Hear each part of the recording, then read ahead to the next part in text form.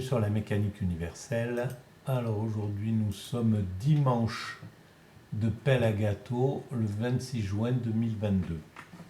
Et je continue mes lectures digressives sur ce livre ci. Voilà. La méditation selon le Yoga Vedanta par le Swami Siddeshwarananda de l'ordre de Ramakrishna aux librairies d'Amérique et d'Orient, Adrien Maisonneuve, Paris, en 1976.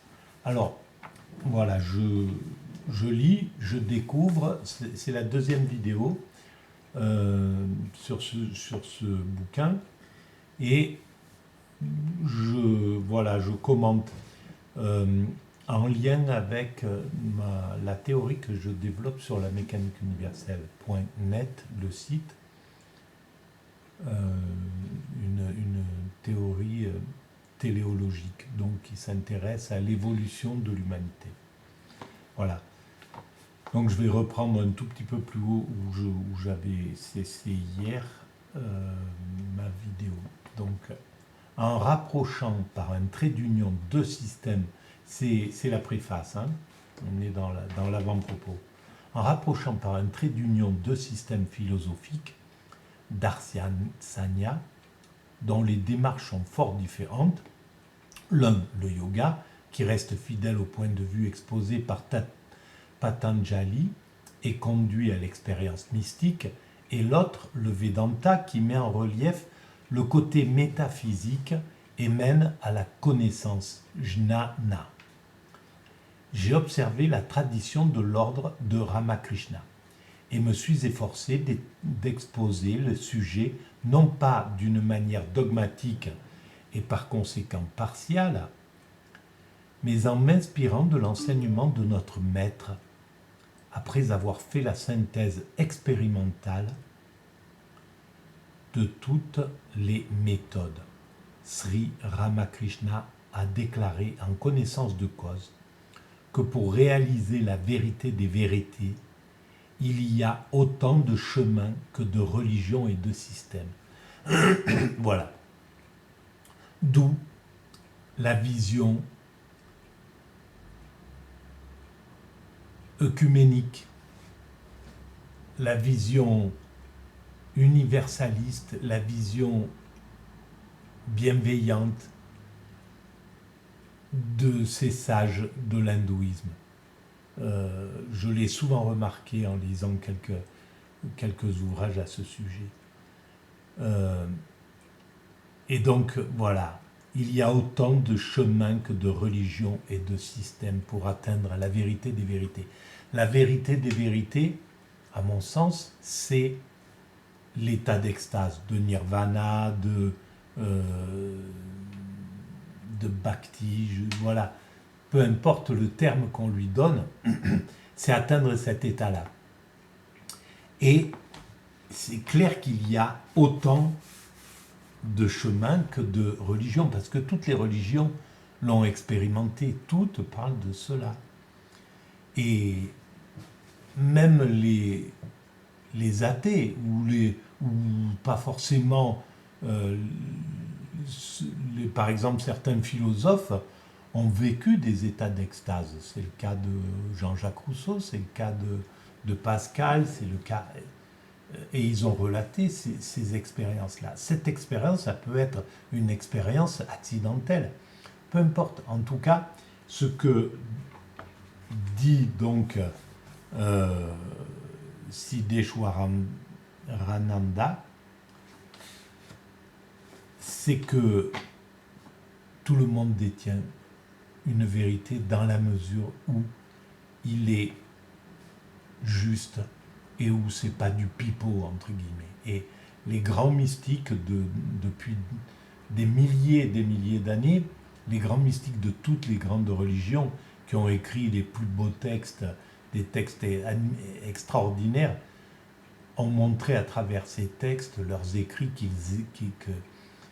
ce ne sont pas des illuminés, ce sont des gens qui ont vécu une expérience et qui essayent de la relater, de l'exprimer à leurs congénères, de la décrire le plus possible. Et là, on a affaire à des mystiques vraiment respectables,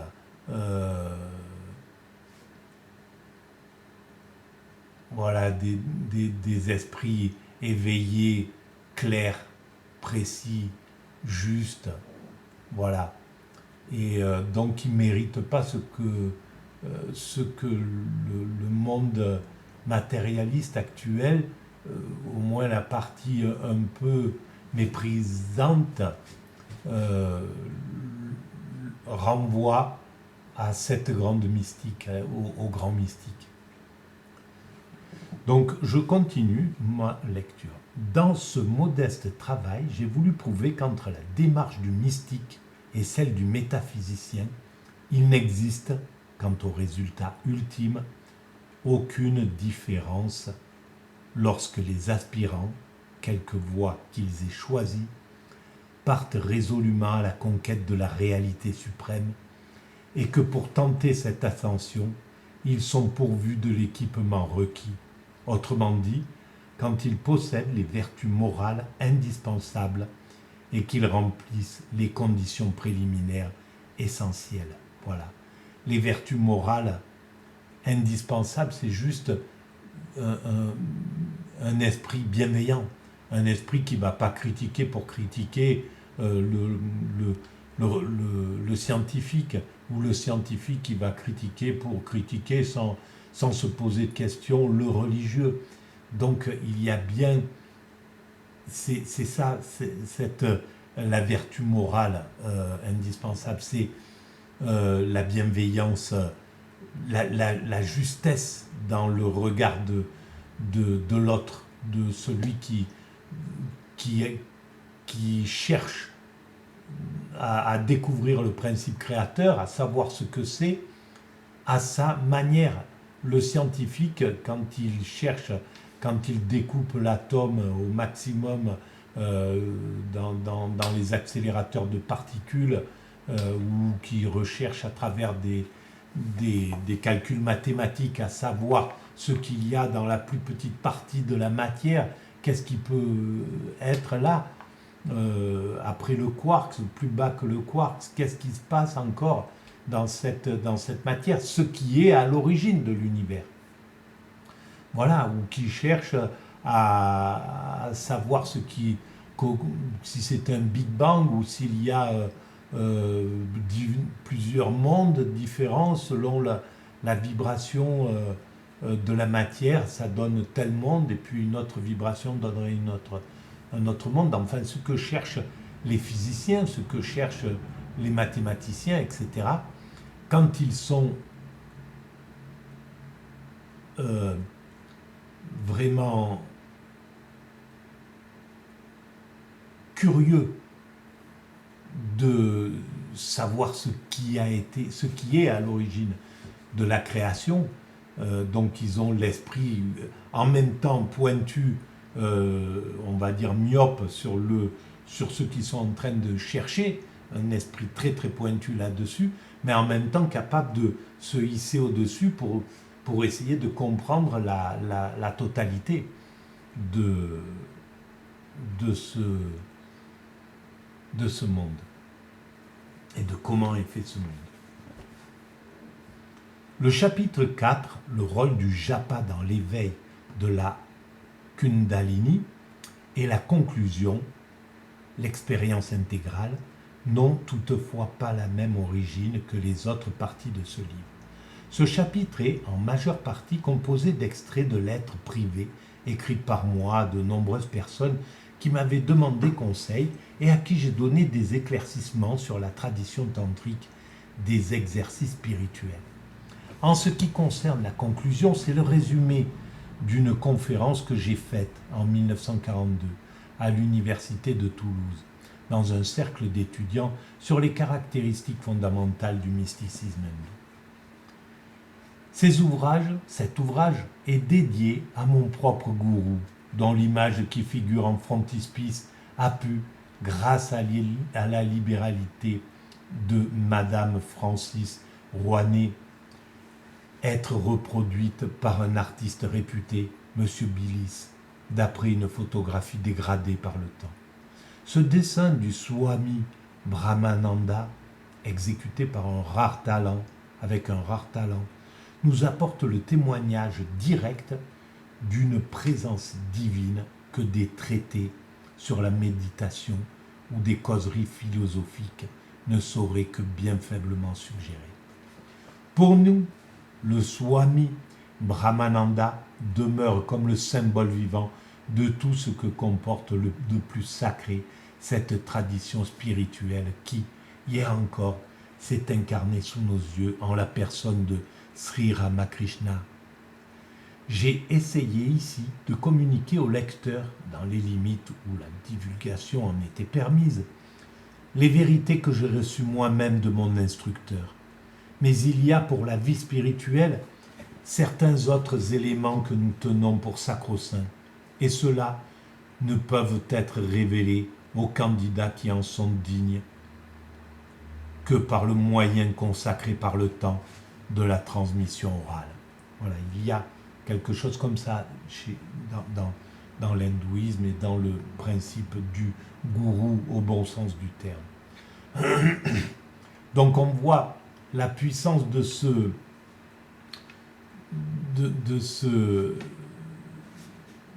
Swami, Siddeshwarananda, qui vénère quelque chose encore de plus haut que lui, qu'il pense encore plus haut que lui. Et c'est là où les grands spirituels sont au-dessus de la mêlée. Franchement, il y a quelque chose, on doit reconnaître, et c'est difficile de le reconnaître, ils sont au-dessus de la philosophie, au-dessus de la science, et la mystique à ce degré-là atteint quelque chose de très très puissant, très fort, qui sera de plus en plus éclairé, parce que là on n'arrive plus à lire leurs métaphores, leur façon poétique de parler de leur expérience et du sens de la sagesse telle qu'ils l'ont atteint. On a du mal à comprendre quand, si on parle de nirvana, si on ne s'intéresse pas à ça, si on ne fait pas cette expérience, si on ne s'approche pas de cette réflexion, on peut que regarder ça d'un œil détaché, et presque, voilà, on peut comprendre le regard moqueur là-dessus, parce que les termes sont désuets, etc. Je continue. En 1886, peu de jours avant sa fin, le maître, qui se trouvait alors à Kozhikode, demanda à monsieur, l'auteur renommé de l'évangile de Ramakrishna, s'il pouvait lui procurer une aquarelle représentant un oiseau en train de couver ses œufs. Le vénérable M m'a montré le travail du peintre en ajoutant « Je n'ai malheureusement pu le faire terminer à temps. Quand il fut achevé, le maître avait déjà disparu. Il m'a dit que l'oiseau qui couve a exactement l'attitude du yogin. Ses yeux sont grands ouverts, mais toute son attention est tournée vers le dedans. » Et voilà encore une chose que j'ai expliquée dans d'autres vidéos précédentes et puis depuis longtemps sur la mécanique universelle. Il n'est pas pour rien que la vieillesse conduit à la sagesse en principe. Si on sait respecter sa logique, évidemment, si on veut pas passer si on refuse de passer dans cette période-là, chacun sa vie, et la vie appartient à chacun, il n'y a pas de critique à faire du choix d'existence de chaque être humain. chaque être humain a le droit de choisir l'existence qu'il veut une fois qu'il est projeté dans cet univers, sur cette terre. À partir du moment où il apparaît sur terre, voilà, il est logique qu'il soit maître de son destin et de ses choix, dans la mesure où ils n'entravent pas la liberté des autres, où ils ne maltraitent pas les autres, etc. C'est la condition de base. Mais on peut voir que la vie est tellement bien faite, il y a une telle logique, on vieillit et on se ferme à l'extérieur. Nos yeux, on voit moins bien ce qui se passe au fond, on voit flou, etc. Alors, bien sûr, l'humanité doit compenser, elle nous donne des lunettes maintenant, elle nous opère, elle fait tout ça, c'est légitime. Et en plus, on a besoin de travailler dans ça. Mais il y a une logique derrière le fait qu'on commence à voir trouble, on commence à entendre moins bien, on commence à perdre des désirs, etc. Tout ça fait qu'on va vers notre intériorité. La vieillesse est faite pour qu'on aille vers notre intériorité. On se déplace de moins en moins bien et on arrive comme mon père qui arrive à 100 ans, par exemple, quand il était dans ces dernières années, ces 10 dernières années, il était d'une fragilité, sa peau était devenue d'une finesse incroyable et d'une fragilité terrible. Il était très heureux dans ce qu'il était, dans ce qu'il vivait. Il ne souffrait pas et donc il était heureux dans cette vieillesse. Mais de le regarder, on voyait à quel point il avait du mal à se déplacer, il était lent, il était bien dans son petit fauteuil ou voilà, assis à sa table, etc. Voilà, donc on limite, tout se limite et tout va vers cette intériorité. Et c'est une bénédiction et c'est ce qui fait qu'à 100 ans, il a décidé de partir. Tranquillement, il a dit, voilà, je m'en vais, j'ai fait ce que je devais faire, j'ai accompli ma vie, je sais que tout le monde est heureux autour de moi, et donc je décide de ne plus m'alimenter, je m'en vais tranquillement. Et en fait, voilà, la vie, normalement, te conduit à accepter à un certain moment. Chose qu'il n'aurait pas pu faire à 90 ans ou à 80 ans. Il était encore en pleine forme, il avait envie de faire plein de choses, etc. Il n'aurait jamais lâché prise comme ça.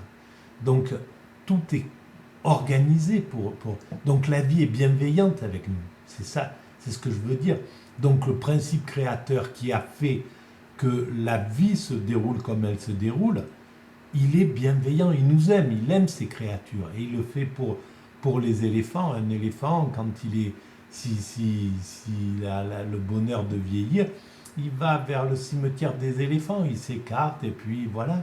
Et je pense que c'est pour tous les animaux. D'ailleurs, c'est étonnant qu'il n'y ait pas, et voilà, ça serait quelque chose, ça, à chaque fois il y a une créativité qui vient quand je parle, bien souvent. Et là, si j'étais un photographe animalier, un cinéaste animalier, j'essaierais de voir comment partent les animaux sauvages vers la mort. Qu'est-ce qu'il se passe à ce moment-là? Voilà, comment est-ce qu'ils s'isolent? J'ai vu mon chat partir vers la mort. Et c'était c'est un maître, voilà, c'est un maître. Les animaux, c'est des maîtres. Et on les observe pas. Il m'a montré, il est allé se mettre dans un coin tout seul, de la salle de bain, un endroit frais. Et quand je m'approchais, je lui parlais, il répondait « Maman, maman ». Voilà. Platon, mon chat.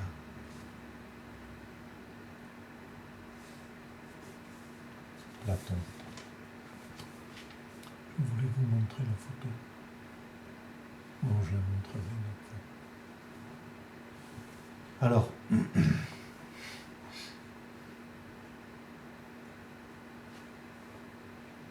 Attention, mais toute son attention est tournée vers le dedans. Alors voilà, ces expérimentateurs, c'est des éclaireurs pour l'humanité. Ils nous montrent le chemin. Ils ne nous disent pas devenez des sages. Ils savent très bien à quel point c'est compliqué à part accidentellement, de tomber dans cet état d'extase, d'éveil, de béatitude, de nirvana. Et donc, ils disent voilà, je vous montre un exemple. Celui qui a envie d'aller dans cette voie, je lui dis que c'est possible. Et pour un autre, il ne s'intéressera pas du tout à ça. Mais voilà, et c'est extraordinaire, quoi, cette aventure-là. Alors,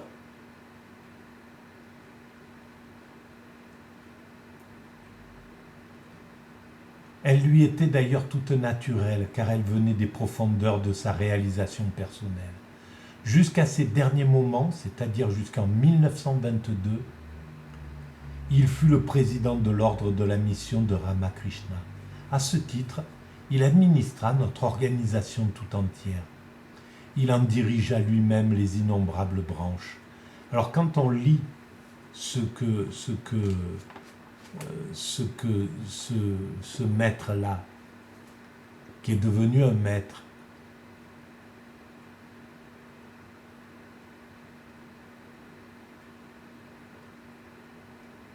dit, on se rend compte qu'il était l'élève d'un maître encore au-dessus. C'est quand même incroyable, ce phénomène de maîtrise. Il y a quelque chose d'incroyable, parce que l'élève devient un maître aussi. Et l'élève vénère son maître. Et c'est valable pour tout, c'est valable pour le charpentier qui est bien enseigné par un maître charpentier et qui a un regard plein d'amour vers son maître et qui lui-même après va travailler et puis va devenir, voilà, il va passer sa vie d'homme à apprendre et puis à 50 ans il va devenir lui-même un enseignant, etc. Et un jeune va venir et va le bader et dire c'est voilà, etc. La vie est d'une beauté extraordinaire si on sait la regarder. Quand on la regarde, parce que pas si on sait la regarder, tout le monde sait la regarder, mais quand on a le temps de la regarder, il n'y a pas quelqu'un qui la regarde mieux que d'autres.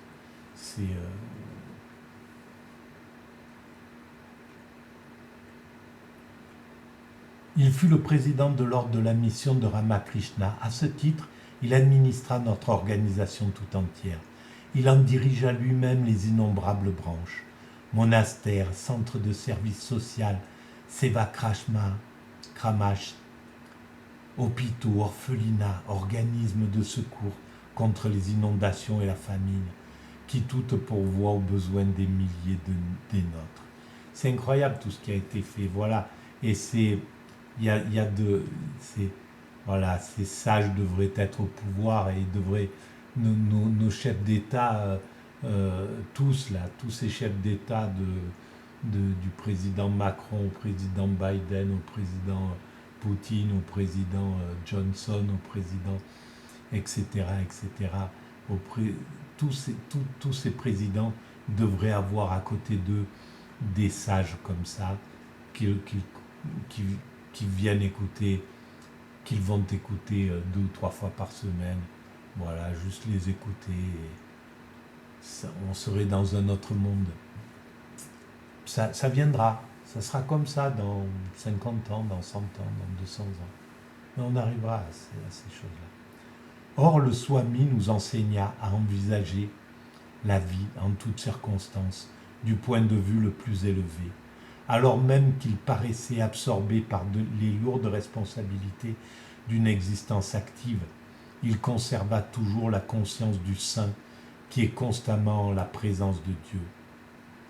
Son exemple nous rappelle que le souverain bien, et voilà, il parle de Dieu, c'est du divin quoi. Évidemment, dans l'hindouisme, Dieu n'a pas la même, on n'a pas le même regard, on n'a pas c'est une autre hémisphère, mais il peut parler de Dieu comme ça, ce soit lui. Donc en parlant comme ça, c'est de la bienveillance, c'est de la gentillesse en fait. Son exemple envers l'Occident, son exemple nous rappelle que le souverain bien dont parlent les philosophes, le souverain bien, c'est l'extase aussi. Je le dis depuis le début de la mécanique universelle. Je l'ai compris tout de suite dès le début, cette chose-là, même sans avoir...